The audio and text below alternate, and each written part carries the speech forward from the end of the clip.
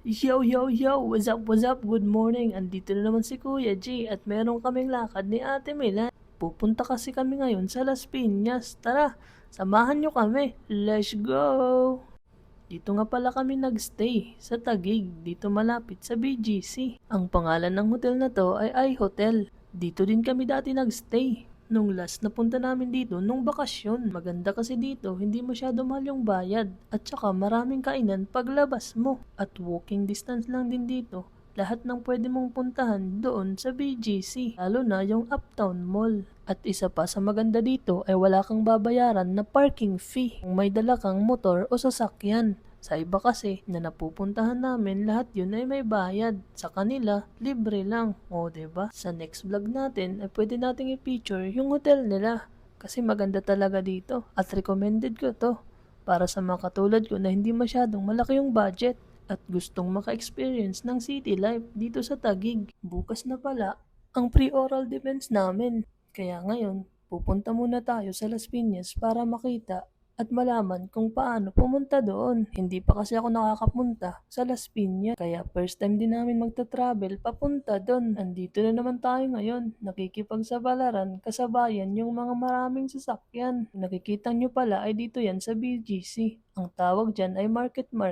Magandang pumunta dyan. Lalo na pag gabi kasi katabi lang yan yung BGC High Street na ang ganda at ang dami mong pwedeng gawin. Marami din ang resto na pwede mong kainan dyan kaya hindi ka talaga magugutom. Ganito talaga yung palagi kong ginagawa kapag may mga important event na nangyayari sa buhay ko. Para hindi na ako kabahan, pinupuntahan ko muna yung lugar na pagdadausan ng event para at least mapamilyarize ko yung lugar na yun. At para hindi na rin ako masyadong kabahan kinabukasan kapag babalik na ako sa lugar na yun. Ganito din yung ginawa ko nung nag-board exam ako.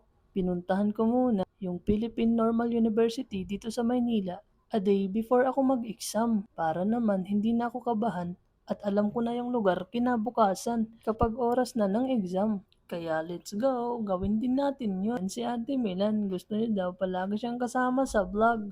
Nandito na tayo ngayon sa Feeling Best. Dito yan sa may Alabang, o diba? Ang ganda din pala ng lugar na to. Medyo kahawig niya na yung BGC. Kaya kayo mga tropa, pumunta na kayo dito. Mag long ride na din kayo. Kasi masaya mag-drive dito sa Metro Manila. Tara na, let's go, let's go, let's go!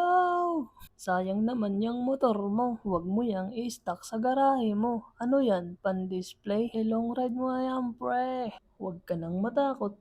Pumunta dito. Basta't may lisensya ka at rehistrado yung motor mo. At sundin mo lang lahat ng batas trapiko. Wala kang magiging problema dito, bro.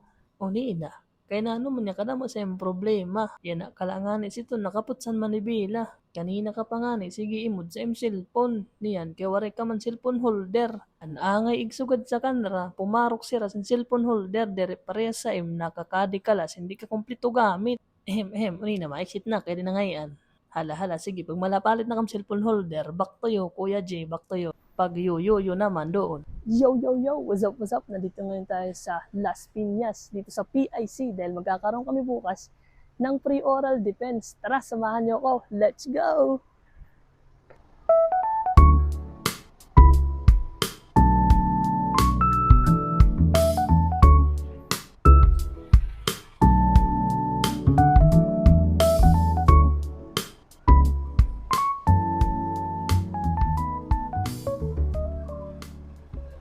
Ayun naman, dahil tapos na tayong bumisita sa school, umuwi na tayo. Let's go!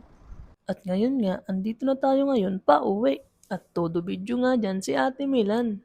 Kasi sabi niya magbablog na din siya. Kaya suportahan din natin si Ate Milan. Bago ko pala makalimutan, totoo pala yung sinabi ni Kuya Justino. Dahil wala akong cellphone holder ngayon, yun talaga yung main problem ko. Kung saan ko lang iniipit yung cellphone ko para hindi malaglag. Kaya kung ako sa inyo, para hindi nyo problemahin yung naging problema ko ngayon, bumili na kayo. Ayan, nandyan sa link. Pindutin nyo lang yan at magkakaroon ka na ng matibay at maganda na cellphone holder, bro. Andito nga pala tayo ngayon sa Alabang. Tignan nyo, di ba? Ang ganda dito. Pumunta rin kayo dito minsan. Maganda talaga tignan kapag naghahalo ang syudad at mga puno kasi nababalanse yung init at lamig. Hanggang dito na lang tayo, Kuya G Diaries.